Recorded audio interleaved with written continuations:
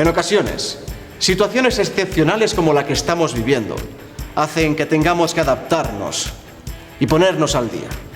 Y los Borja no podíamos ser menos.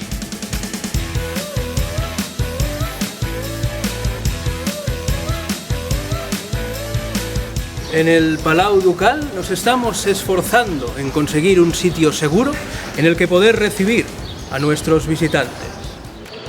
Santidad, para entrar es obligatorio el uso de mascarilla.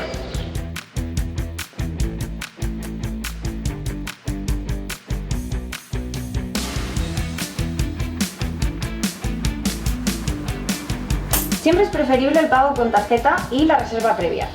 Y si entran en la web encontrarán interesantes descuentos.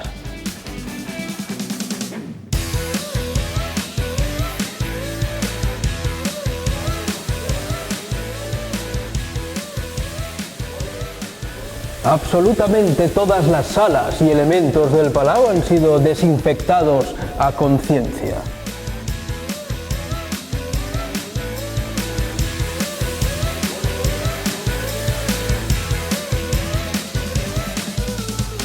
Además, durante el recorrido encontrarás varios puntos de desinfección. Úsalos.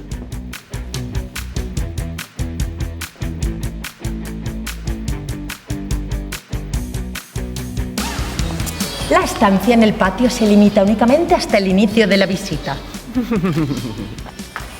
Las entradas y salidas se deben realizar por las zonas habilitadas. Y como ustedes ya sabrán, una de las cosas más importantes que tiene esta galería es su efecto perspectiva. ¿Ves, querida? Es importante respetar las indicaciones de la guía. Sí, y mantener la distancia de seguridad. La maravillosa alfombra que ustedes eligieron.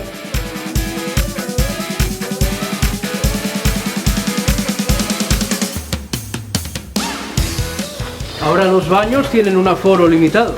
Solo una persona por sección.